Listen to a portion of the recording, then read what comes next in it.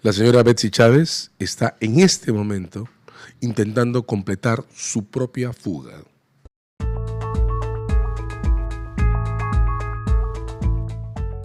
Betsy Chávez fue, eso creo que no lo hemos olvidado, la última jefa de gobierno de Pedro Castillo. Estaba ella en funciones en diciembre del 22, cuando Castillo puso en escena ese golpe de Estado en el que cortó, pegó y leyó fragmentos enteros del discurso de Alberto Fujimori de abril del 92.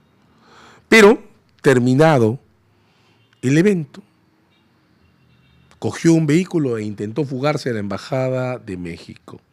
La Embajada de México, el mismo país al que intenta llegar la señora Chávez.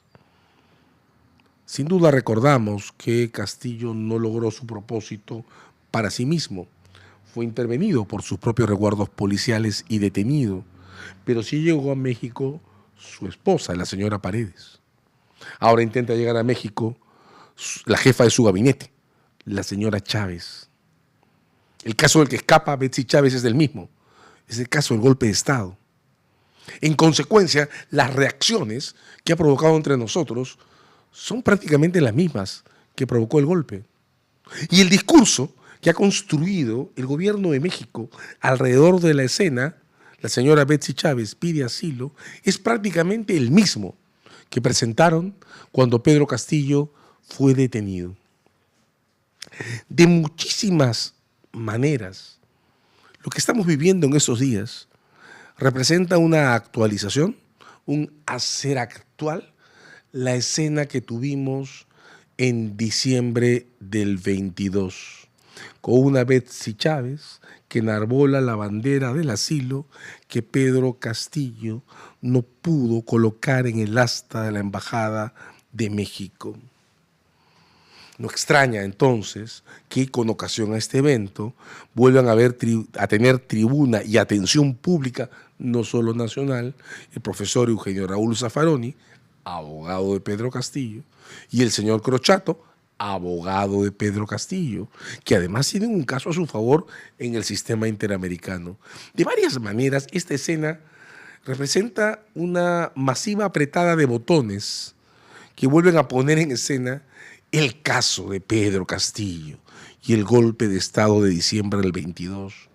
Pero por lo mismo también vuelven a poner en escena nuestros errores en el modo en que contamos los hechos, en el modo en que colocamos los pesos específicos de cada elemento de esta historia y en el modo en que explicamos y nos explicamos a nosotros y a nosotras mismas lo que ocurrió en diciembre del 22.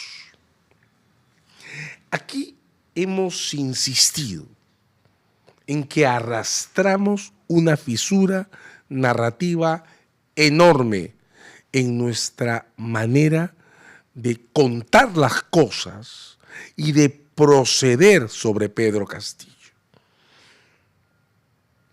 Las cosas deben tener el orden que su secuencia les concede. Si miramos con cuidado esta historia, Pedro Castillo primero pide al gobierno de México, esto lo confirmó López Obrador en diciembre del 22, siendo presidente de ese país, protección diplomática. Luego de obtener la confirmación de que la obtendría, la quiesencia del gobierno mexicano, pronuncia ese discurso cortado, pegado y leído del discurso de Fujimori del 92. Pronunciado, no intenta pelear su golpe, se mete en un auto y se va a la Embajada de México a intentar escaparse. ¿Cómo se entiende la secuencia? El golpe es un golpe, indiscutiblemente, un presidente de la República que se coloca la banda presidencial enfrente de una cámara y anuncia que va a cerrar el Congreso, la Fiscalía, el Judicial, el Tribunal Constitucional y la Defensoría del Pueblo, es un presidente que está dando un golpe de Estado. Indiscutible, eso está perpetrado. Pero se escapa. ¿De qué se escapó en diciembre del 22 Pedro Castillo? De su propio golpe. o se escapó de los casos sobre corrupción que venían construyendo las fiscalías y recibiendo el Congreso desde mayo del 22, cuando el fiscal Pablo Sánchez autorizó el inicio de las investigaciones. ¿Quién estaba declarando en esos días en el Congreso? No era el señor Marrufo, que estaba contando la historia de los sobornos y los fondos que se organizaban para sostener la actividad y privilegios del señor Castillo. ¿De qué se escapaba entonces Pedro Castillo? ¿De su propio golpe? ¿O se escapaba del cerco de los casos sobre corrupción que se había construido a su alrededor en esos 6 meses? Ahí comienzan nuestros errores. Porque el Congreso y las fiscalías, en lugar de registrar el intento de fuga como una fuga producida en la escena de los casos sobre corrupción en avance, registró la fuga como un acto independiente y vinculado al golpe de Estado. Cambió las cajas en las que se guardan las cosas y al cambiarlas modificó el sentido de las cosas. Pasaron meses antes que el Congreso se diera cuenta que tenía que autorizar el procesamiento contra Pedro Castillo por corrupción y pasaron meses para que la Fiscalía pueda obtener un segundo mandato de prisión por corrupción, no solo por el golpe de Estado. Sin embargo, hoy, en noviembre del 25, Pedro Castillo está en juicio por el golpe de Estado, no por los actos de corrupción que empezaron a ser investigados 6 meses antes del golpe, no por los actos de corrupción que provocaron el cerco del que intentó escapar.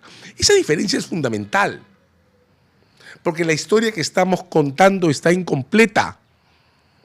Pedro Castillo está en juicio por el golpe de Estado. Debería estar en juicio por los actos de corrupción que perpetró durante su mandato, que son los que provocaron el intento de fuga. La señora Betsy Chávez está en juicio por el golpe de Estado, porque su intervención en el diseño de la escena en la que se le llegó el discurso del golpe está, a mi parecer, probada. Pero al intervenir en esa escena, la señora Betsy Chávez estaba contribuyendo a la fuga de un Pedro Castillo que escapaba de los casos sobre corrupción. No se escapaba de sí mismo. El golpe de Estado es indiscutible desde mi punto de vista y representa todo lo que representa. Lo perpetre quien lo perpetre. Y llegue al nivel de agotamiento o de realización perfecta o imperfecta al que llegue. Un golpe es un golpe. Ahí no hay nada que discutir. La pregunta es, ¿cuál es el papel del golpe en la historia de Pedro Castillo y el final de su gobierno? ¿Es un evento en sí mismo? ¿Es el enorme mensaje político que el gobierno de México, el señor Zaffaroni y el señor Crochato dicen que era?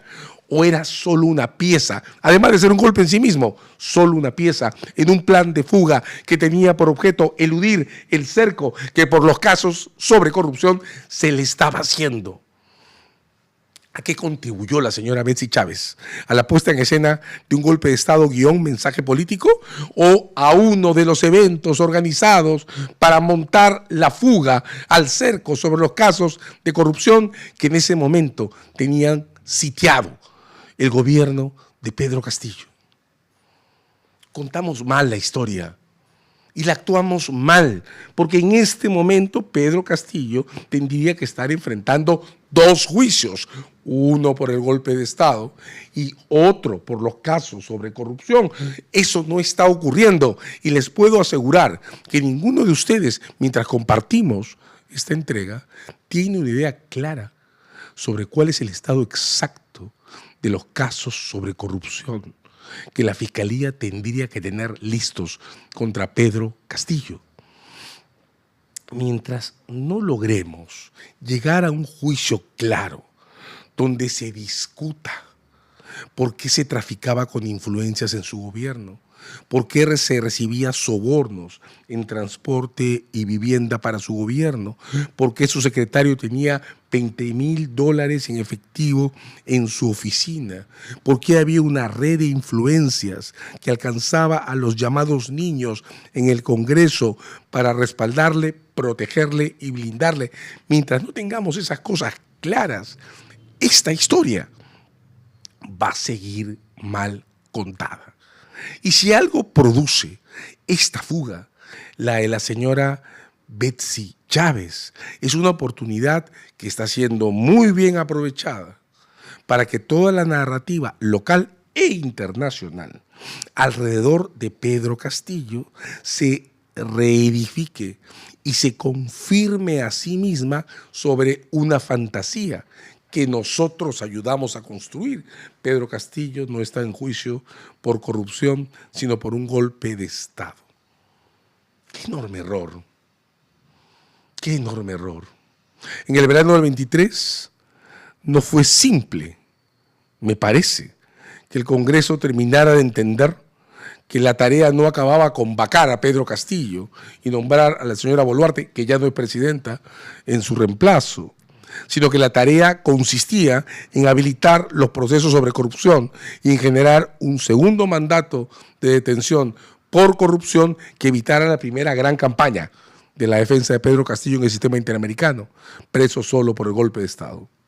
En este momento, el intento de fuga de la señora Chávez, el asilo que está organizando a su favor y el debate internacional que ha provocado ese intento de asilo, está ofreciendo a esa manera de contar las cosas una segunda oportunidad de instalación a la que estamos contestando mal, torpemente y de manera muy incompleta.